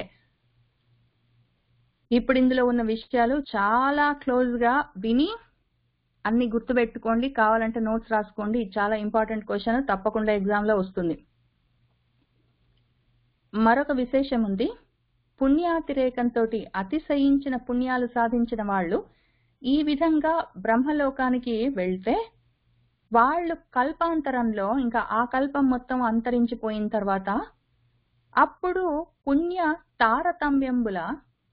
తారతమ్యము తరతమ భేదాలతో ఉన్న పుణ్యాలతో ఉన్న వాళ్ళే అధికార విశేషం వల్ల ఆ పుణ్యాలకు కూడా తారతమ్యాలు ఉంటాయిట, వాటికి కూడా అధికారాలు ఉంటాయి. వాటి వల్ల ఏ అధికారంలో ఉన్న వాళ్ళకి ఆయా ఉద్యోగాలు కూడా ప్రాప్తిస్తాయో ఏంటో మరి. అవన్నీ ఉంటాయి. ఇవన్నీ మళ్ళీ యోగ మార్గం. మనది జ్ఞాన మార్గం, మనం వేరే రకంగా చెప్పుకుందాము. బ్రహ్మాది దేవతా భజనంబునన్ సనువారు, బ్రహ్మ మొదలైన దేవతలను భజిస్తూ ఆ విధంగా వెళ్ళిపోయిన వాళ్ళు, అంటే ఇంద్రియాలను కోరికలను భజిస్తూ ఉన్న వాళ్ళు ఇక్కడే ఉంటారు. అప్పుడు మనసు కదిలిందంటే మాత్రం ఇక్కడిక్కడే తిరుగుతారు. బ్రహ్మ మొదలైన దేవతా భజనం చేసిన వాళ్ళు బ్రహ్మగారికి ఎంత జీవిత కాలం ఉంటుందో అంతవరకు ఆ బ్రహ్మలోకంలో ఉంటారు. వాళ్ళు ముందేం చేస్తారు, ఇక్కడి నుంచి బయలుదేరి భూభువర్ స్వర్లోకాన్ని దాటుతారు. అక్కడ మహర్లోకంలో చాలా కాలం ఉంటారు, బ్రహ్మగారికి పగలైందాకా. బ్రహ్మగారి పగలైపోయిన తర్వాత రాత్రి అయినప్పుడు మొత్తం ప్రళయంలో ఈ 3 లోకాలు దహించుకుని పోతుంటే పైకి వెళ్ళిపోతారు. అక్కడి నుంచి క్రమంగా వాళ్ళు క్రమం ముక్తితోటి సత్యలోకానికి వెళ్తారు. బ్రహ్మగారి లోకంలో అక్కడ బ్రహ్మగారి కాలం మొత్తం వాళ్ళు అక్కడ వసిస్తారట. మరి ఆ తర్వాత అక్కడి నుంచి వాళ్ళు ముక్తులవుతారట. నారాయణ చరణ కమల భక్తి పరాయణత్వంతో వెళ్ళిన వాళ్ళు నిజ ఇచ్ఛావశంబున ఇంకా వాళ్ళు ఇక్కడ ఉండాలి అక్కడ ఉండాలని ఏం లేదు. ఇటువంటి వాళ్ళు మాత్రం మన నారద మహర్షిలాగా నిరర్గళ, అర్గళము అంటే అడ్డుగా పెడతాం కదా, అడ్డు అని అర్థం. అర్గళం అంటే ఏదో పెద్ద పెద్ద గేట్లు ఉన్నాయనుకోండి, పెద్ద తలుపులు ఉన్నాయి, వాటిని మూసి వాటికి అడ్డుగా ఇట్లా ఏదైనా ఒక ఇనుప రాడ్, అట్లాంటి ఇనుప గుదియ, ఏదైనా ఒక చెక్క, పెద్ద చెక్క దుంగ అడ్డం పెడతాం అనుకోండి, దాన్ని అర్గళం అంటాం కదా, బేడెం అంటాము. అట్లా తలుపులు గేట్లు మూసేటప్పుడు అది అర్గళం. వీళ్ళు ఆ అర్గళాలు, అడ్డులన్నవి లేకుండా నిరర్గళంగా, అడ్డమన్నది లేకుండా నిజ ఇచ్ఛావశంతో ఎక్కడైనా ఇంకా తిరగొచ్చు. వాళ్ళు బ్రహ్మాండాన్ని ఆ విధంగా భేదించి వెళ్ళిపోతారు. ఇంకా వాళ్ళు బ్రహ్మాండంలో ఉండరు. ఈ బ్రహ్మగారి లోకమైన బ్రహ్మాండం లోపలే ఉంటుంది. ఈ బ్రహ్మాండానికి బ్రహ్మరంధ్రాన్ని భేదించి కావాలంటే బ్రహ్మగారి లోకం దాకా వెళ్ళి ఇంకక్కడుంటే ఏం లాభమో, దాన్ని కూడా భేదించుకుని పోయే అవకాశం ఉన్నది. ఆ రకంగా భేదించి మహా ఉన్నత వైష్ణవ పదారూఢులై తేజరిల్లుదురు. విష్ణువు మొత్తం అంతా వ్యాపించిన వ్యాపకత్వం ఏంటో తెలుసుకుని అక్కడ ఉండిపోతారు వాళ్ళు. ఈశ్వరాధిష్ఠితంబులైన ప్రకృతి అంశమున ఇక్కడి నుంచి చూడండి, పైనుంచి కిందికి ఎట్లా వస్తుందో చూసుకుంటే కింద నుంచి పైకి ఎట్లా వెళ్ళాలో చూసుకోవాలి. ఇది యోగ మార్గమైన జ్ఞాన మార్గమైన రెండిటికి ఒకటే విషయము. జ్ఞాన మార్గంలో ఇంకా ఫాస్ట్, ఇంకా సద్యముక్తి, ఇంకా దాన్ని వేరే విధంగా కూడా చూసుకుందాము. ఇక్కడ యోగ మార్గంలో చూద్దాము. ఇప్పుడేమైంది, ఆ విష్ణువు ఎట్లా వ్యాపిస్తాడో చూద్దాము. ఈశ్వరాధిష్ఠితమైన ప్రకృతి అంశతోటి మహత్తత్వం బయలుదేరుతుంది. మహత్ అంటేనే వ్యాపించడం అని అర్థం. ఆ మహత్తత్వాంశంతో అహంకారం వస్తుంది. ఆ అహంకారంతో శబ్ద తన్మాత్ర, శబ్ద తన్మాత్రలు ఉంటాయి కదా, పంచ తన్మాత్రల్లో శబ్దం. శబ్దం వచ్చిందంటే శబ్దానికి ఆకాశం ఉంటుంది, దాని భూతము. పంచభూతాల్లో ఆకాశం, శబ్ద తన్మాత్ర వస్తే దానికి ఆకాశం వస్తుంది. ఆ ఆకాశం అనే అంశతోటి స్పర్శ అన్న తన్మాత్ర తయారవుతుంది. పంచ తన్మాత్రల్లో శబ్దం అయిపోయింది, ఇప్పుడు స్పర్శ. ఆ స్పర్శ వచ్చిందంటే ఆ స్పర్శ తన్మాత్రానికి సమీరణం, గాలి అనే పంచభూతాల్లో రెండోది బయలుదేరుతుంది. ఆ గాలి అంశతోటి రూప తన్మాత్ర పంచ తన్మాత్రల్లో మూడోది వస్తుంది. ఆ రూపమన్న తన్మాత్ర అంశతోటి అగ్ని, పంచభూతాల్లో మూడోది అగ్ని వస్తుంది. ఆ తేజో అంశంతో ఆ అగ్ని అంశతోటి రస తన్మాత్ర వస్తుంది. ఆ రసమన్న తన్మాత్ర పంచ తన్మాత్రల్లో నాలుగోది. అక్కడి నుంచి ఆ రస తన్మాత్ర నుంచి నీళ్లు వస్తాయి, ఇది పంచభూతాల్లో నాలుగోది. ఆ జల అంశతోటి గంధ తన్మాత్ర వస్తుంది, పంచ తన్మాత్రల్లో ఐదోది. ఇది వచ్చేసినాయి 5. ఆ 5వ గంధ తన్మాత్ర వస్తే దాని నుంచి పృథివీ, భూమి వస్తుంది. పంచభూతాల్లో ఈ పృథివీ ఐదోది. కాబట్టి ఇప్పుడు ఏమొచ్చాయి, పృథివీ, నీళ్లు, భూమి, నీళ్లు, అగ్ని, గాలి, ఆకాశము పంచభూతాలు, శబ్దము, స్పర్శ, రూపము, రసము, గంధము పంచ తన్మాత్రలు. అవి 5 ఇవి 5 వచ్చాయి. వాటి మేళనంబున ఇవి కలవడం వల్ల, పంచీకృతం అవ్వడం వల్ల చతుర్దశ భువనాత్మకంపైన విరాట్ రూపం మొత్తం తయారవుతుంది. ఈ 14 భువనాలన్నీ తయారవుతాయి. ఈ విధంగా మొత్తము విష్ణువు వ్యాపిస్తుంది. అది విశ్వమై చతుర్దశ భువనాలుగా కనిపిస్తుంది. ఆ రూపానికి 1,000,000 యోజన విశాలమైన అండ కటాహము, ఒక పెద్ద అండాకారంలో దానికి ఒక హద్దు తయారవుతుంది. అది 1,000,000 యోజనాలు ఉంటుంది. ఈ విరాట్ రూపానికి 14 భువనాత్మకమైన విరాట్ రూపానికి 1,000,000 యోజనాల విశాలమైన దాని చుట్టూ ఒక అండము లాంటి ఒక ఆవరణ తయారవుతుంది. దాని పేరు ప్రథమ ఆవరణ. అది పృథివీ మొత్తము. దీనికి ఈ పృథివీ 50,000,000 విశాలమని కొందరు అంటారు. ఈ 50,000,000 పృథివీ అనగానే, ప్రకృతి అనగానే, చతుర్దశ భువనాలు అనగానే మనకు వెంటనే 50,000,000 అని మొదలవుతుంది. లలితా సహస్రంలో కూడా 50 పీఠ రూపిణి అని ఉంటుంది. 50 పీఠ రూపిణి, 50 పీఠాల రూపంతో ఉంటుంది అని. ఆ 50 అంటే 50 అని అర్థం. 50 ఇక్కడ 50 కోట్ల విశాలం అని చెప్తున్నారు. 50 కోట్ల విశాలం ఏంటో మరి. కోట్లు అన్నాక యోజనాలు ఏదో ఒకటి చెప్పాలి కదా. 50 కోటి విశాలం అంట. 50 కోటి యోజనాల విశాలము ఏంటో మరి. ఇంకొక 50 కోటి కూడా ఉంది మనకి. ఇంకొక 50. మనం రామాయణం చదువుకున్నప్పుడు ఆ శివుడి ధనుస్సుని రామచంద్రమూర్తికి చూపిమని అడిగితే జనకుడి దగ్గర ఉన్న వాళ్ళు వెళ్ళి ఒక మంజూష, ఒక పెట్టె ఉంటుంది. ఆ పెట్టెలో ఈ శివధనుస్సు ఉంచి దాన్ని పూజలు చేస్తూ ఉంటారు. దాన్ని, ఆ మంజూషని పెట్టెని తీసుకొస్తారు. దాన్ని లాక్కొని వస్తున్నప్పుడు 50 శతాన్ని ఒక 50 వందల మంది, దాదాపుగా 5,000 మంది బాగా పొడుగ్గా బలిష్టంగా ఉన్న నరులు, మనుషులు దాన్ని లాక్కుంటూ వచ్చారని చెప్తారు. 50 ఎక్కడ పడితే అక్కడ ఉంటుంది. ఇది మొత్తము ఘనీభవించిన విశ్వానికి ఇది లెక్కో ఏంటో మరి.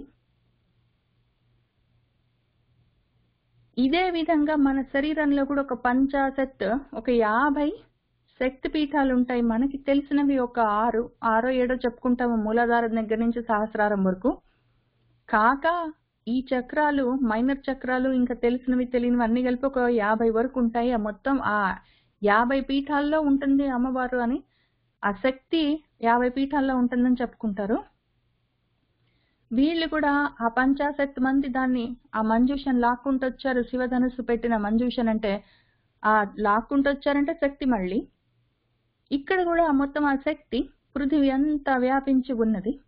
దాని వైశాల్యం అంతా అని చెప్పుకుంటారు. ఆ ఆవరణము మీద సలిలము నీళ్లు, భూమి పైన నీళ్లు, దానిపైన తేజస్సు, దానిపైన సమీరము గాలి, సలిలము నీళ్లు, తేజస్సు అగ్ని, సమీరము గాలి, గగనము ఆకాశము, ఆ పైన అహంకారము, ఆ పైన మహత్తత్వము. ఇది మహత్తత్వము. అక్కడి నుంచి దాన్ని మహదాది అని పిలుస్తారు. ఈ పంచ తన్మాత్రలతో వ్యాపించినది మహదాది అని పిలుస్తారు. పంచ భూతాలతో వ్యాపించిన దాన్ని భూతాది అని పిలుస్తారు. టెక్నికల్ టర్మ్స్ అవి. ఆ మహత్తత్వము అనే ఈ ఆవరణలు ఉంటాయి. ఒక్కొక్కటి క్రమంగా 10 గుణోత్తర అధికమై ఉంటుంది. భూమి పైన నీళ్లు రెండోది, తర్వాత అగ్ని 3, గాలి 4, ఆకాశం 5, అహంకారం 6, మహత్తత్వం 7. ఈ 7 ఆవరణలుగా ఉంటాయి. ఒక్కొక్క ఆవరణ అంతకన్నా ముందున్న ఆవరణ కన్నా 10 గుణము 10 రెట్లు ఎక్కువగా ఉంటుంది. అట్టి 7 మీద, ఆ 7 ఆవరణల పైన ప్రకృతి ఆవరణ మొత్తము ఒక మహావ్యాపకం మొత్తం వ్యాపించి ఉంటుంది. అట్టి బ్రహ్మాండంబు భేదించి ఇప్పుడు మన యోగి దీన్ని కూడా భేదించి వైష్ణవ పదారోహణంబు చేయువాడు నిర్భయుడై మెల్లగా లింగదేహంతో, సూక్ష్మదేహంతో పృథివ్యాత్మకంబు నుండి ఇప్పుడు ఆయన ఏం చేస్తున్నాడు, ఎక్కడి నుంచి ఎక్కడికి వచ్చాం మనం, ఇది చాలా ముఖ్యము. ముందు ఆయన ఏం చేశాడు, మొత్తము ఈశ్వర అధిష్ఠితమైన ప్రకృతి అంశ మహత్తత్వం అవుతుంది. మహత్తత్వం నుంచి, అహంకారం నుంచి, అక్కడి నుంచి మొత్తం భూమి దాకా, పృథివీ దాకా వచ్చాం కదా. ఇప్పుడు ఈయనేం చేస్తున్నాడు, ఇది భేదించి వెళ్ళిపోవాలంటే మళ్ళీ ఆ భేదించడం ఆపోజిట్ మార్గంలో వెళ్ళాలి. దానికి ఆపోజిట్ సైడ్ వెళ్ళుకుంటూ ఒక్కొక్క దాన్ని ఆవరణ భంగం చేసుకుంటూ ఆ ఒక్కొక్క ఆవరణని భేదించుకుంటూ ఆయన ఓపెన్ చేసుకుంటూ వెళ్ళిపోవాలి. కాబట్టి పైనుంచి మహత్తత్వం ఎక్కడ ప్రధానం దగ్గర నుంచి అహంకారం మహత్తత్వం నుంచి పంచభూతాల దగ్గర నుంచి పంచభూతాల్లో భూమి దాకా వచ్చాం కదా. మళ్ళీ భూమి నుంచి పైకి వెళ్ళాలి. ఇప్పుడు భూమి, నీళ్లు, అగ్ని, గాలి, ఆకాశము, అహంకారము, మహత్తత్వం దగ్గర నుంచి ప్రధానం దాటుకొని అసలు మొత్తం పరబ్రహ్మంలో చేరిపోవాలి. పరబ్రహ్మం నుంచి భూమి దాకా వస్తే భూమి నుంచి పరబ్రహ్మానికి వెళ్ళాలి. ఇంకిదే అటు నుంచి ఇక్కడ దాకా వ్యాపించాము, ఇక్కడ నుంచి అన్ని రోల్ బ్యాక్ చేసుకుంటూ అన్ని కలిపేసుకుంటూ అక్కడికి వెళ్ళిపోవాలి. అది ఆ ప్రోగ్రామ్. ఇప్పుడు ఆయన ఏం చేస్తున్నాడు, కాబట్టి ముందు మెల్లగా నిర్భయుడై భయం లేకుండా సూక్ష్మ శరీరంతో పృథివ్యాత్మకం పొందుతాడు. అట్టి పృథివ్యాత్మకంబున ఘ్రాణంబున గంధాన్ని, ఆ వాసన చూసే శక్తి, దాంతో పాటు ఆ గంధము. భూమి ఉందంటే భూమికి గంధం ఉంటుంది, వాసన. ఆ వాసన చూసే శక్తి ఘ్రాణం అని ఒకటి ఉంటుంది, పంచతన్మాత్రల్లో ఒకటి. ఈ మూడింటిని కలిపేస్తాడు. ఈ త్రిపుటినంతా మొత్తము. ఇప్పుడు ఈయన ఏం చేస్తున్నాడు, త్రిపురాసుర సంహారం చేస్తున్నాడు. ఆయన త్రిపురాలని భంగం చేసుకుంటూ వెళ్ళిపోతున్నాడు. ఈ మొత్తం త్రిపుటి, ఒక ఫస్ట్ త్రిపుటి పృథివీ, దానికి ఉన్న గంధము, దాన్ని చూసే ఘ్రాణ శక్తి, మూడు. ఆ ఒక త్రిపురాల్ని, ఆ ఆవరణని భంగం చేశాడు.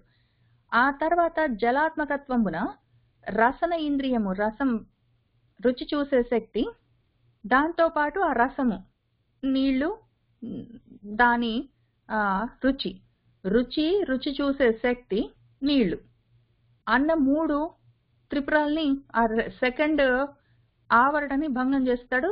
ఆ త్రిపురాసుర భంగం చేసుకుంటూ త్రిపురాసుర సంహారం వెళ్ళిపోతున్నాడు. తర్వాత నెక్స్ట్ తేజస్, అగ్ని, దానికి దర్శనము, చూడడం అన్న శక్తి, రూపము, ఒక దృశ్యం ఉంటుంది. ఆ చూడడానికి ఒక దృశ్యము, చూడడం అన్న ఒక శక్తి, చూసేందుకు ఒక శక్తి, చూడడం అన్న విషయము, దృశ్యము, మూడింటిని, ఆ సెట్ ని, ఆ త్రిపురాల్ని భంగం చేస్తాడు. చేసిన తర్వాత సమీరం, ఇంకా గాలి దగ్గరికి వచ్చాడు. ఆ సమీరణాత్మకంబున దేహంబున స్పర్శ, దేహము, స్పర్శ, చర్మము, బేసిక్లీ చర్మము, స్పర్శ, గాలి, మొత్తం ఆ సెట్ ని భంగించి, తర్వాత గగనాత్మకత్వమున శ్రవణంబున శబ్దం, చెవులు, వినికిడి శక్తి, ఆకాశము, మూడింటిని భంగం చేసి వీటన్నిటిని అతిక్రమించి భూత సూక్ష్మ ఇంద్రియ లయ స్థానం పైన పంచభూతాలు, ఇప్పుడు చూసుకున్నవి మనము, ఈ గాలి, ఏదో అగ్ని, ఏదో జలము, ఇది పృథివీ, ఈ గగనము, ఈ 5 పంచభూతాలు. అందులో ఉన్న సూక్ష్మ ఇంద్రియాలు, పంచ తన్మాత్రలు, వీటన్నిటిని లయం చేసి, వాటన్నిటిని లయం ఎక్కడ చేస్తాడు, వాటిని లయం చేసే స్థానం ఏమి, అహంకారం అన్న ఆవరణలో లయం చేస్తాడు.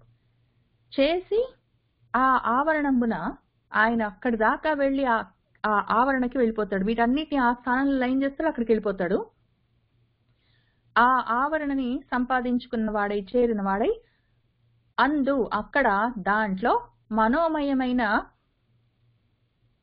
అహంకారాన్ని, దేవమయమైన సాత్విక అహంకారాన్ని, దైవీ గుణాలతో ఉన్న సాత్విక అహంకారము, కర్మలతో ఉన్న మనోమయమైన అహంకారము.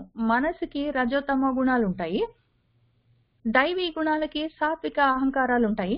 అన్ని అహంకారాలని మొత్తం అన్నిటినీ ఆయన ఏం చేస్తాడంటే గమనంబున వాటన్నిటిని కలిపేసుకుంటూ లయం చేసుకుంటూ మహత్తత్వంలోకి వెళ్ళిపోయి,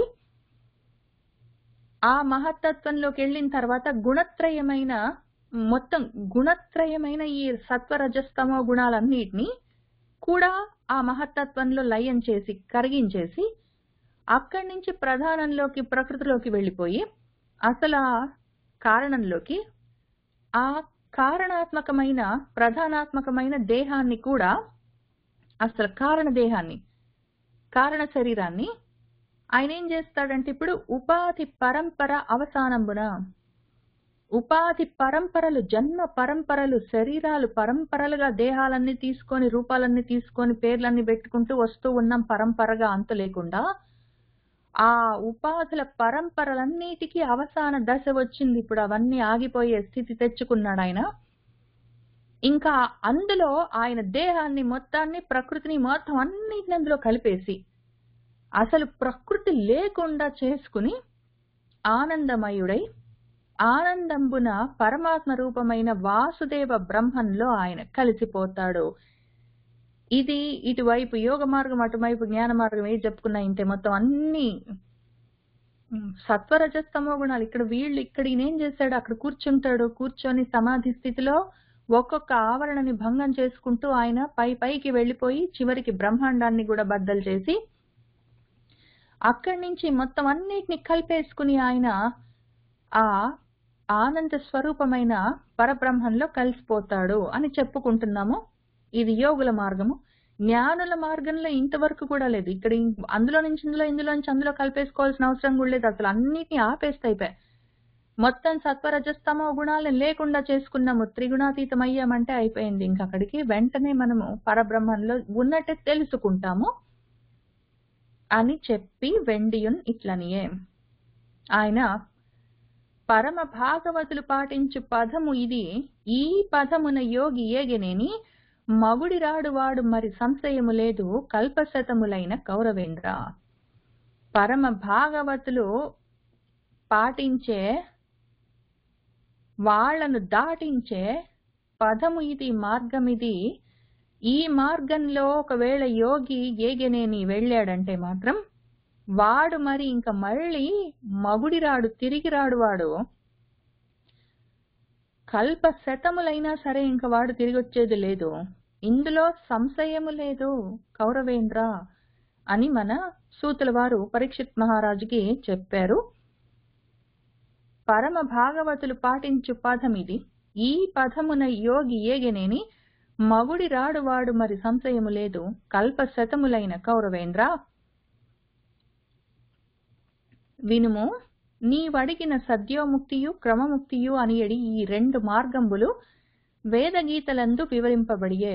వీనిన్ తొల్లి భగవంతుండైన వాసుదేవుండు బ్రహ్మచేత ఆరాధితుండై చెప్పే సంసార ప్రవిష్టుండైన వాడికి తపోయోగాదులైన మోక్ష మార్గములు పెక్కులు కలవు, అందు భక్తి మార్గంబు కంటే సులభంబు లేదు అని మన పరీక్షిత్ మహారాజుకి శుకుల వారు ఏం చెప్తున్నారంటే, ఇదిగో విను, నువ్వు అడిగావు కదా మోక్షానికి మార్గం కావాలని అడిగావు కదా, ఇదిగో నీకు రెండు మార్గాలు చూపిస్తున్నాను. ఒకటి సద్యోముక్తి, వెంటనే ముక్తి కలిగే మార్గము, కుండలిని యోగ మార్గం ద్వారా ఆ బ్రహ్మరంధ్రాన్ని భేదించి వెళ్ళిపోవచ్చు. రెండోది క్రమముక్తి, ఈ మార్గంలో కూడా మొత్తం బ్రహ్మాండాన్నే భేదించి ఇంక వెళ్ళిపోవచ్చు, మళ్ళీ తిరిగి రావాల్సిన అవసరం లేదు. ఈ రెండు మార్గాలు వేదాల్లోనే, ఆ వేద గీతల్లోనే వివరింపబడ్డాయి. ఇవి ఎక్కడి నుంచి వచ్చాయి అంటే, అప్పుడెప్పుడో పూర్వకాలంలో భగవంతుడు వాసుదేవుడే బ్రహ్మగారు ఆరాధించి ఆయన్ని ప్రసన్నుని చేసుకుని మార్గం చెప్పమని అడిగితే భగవంతుడే బ్రహ్మగారికి చెప్పారు. ఆ విషయాలు వేదాల్లో రాసి పెట్టబడి ఉన్నాయి. సంసారంలో ప్రవేశించిన వాడు ఎవడైనా సరే, మనమంతరం అందులోనే ఉన్నాం సంసారంలోనే, ఈ సంసారంలోకి ప్రవేశించిన వాడు ఎవడైనా సరే వాడికి తపో యోగాలు ఎన్నో మార్గాలు, మోక్ష మార్గాలు ఉన్నాయి. అందులో కూడా భక్తి మార్గము చాలా సులువైన మార్గము అని ఆయన చెప్తూ ఉన్నారు. అక్కడ ఈ వచనం దగ్గర వాళ్ళకి ఆపుదాం. మనం ఈ మత్తయి నుంచి వచ్చే వారము చదువుకుంటూ వెళ్దాము. సర్వం శ్రీకృష్ణ పరబ్రహ్మ పాదారవిందార్పణమస్తు.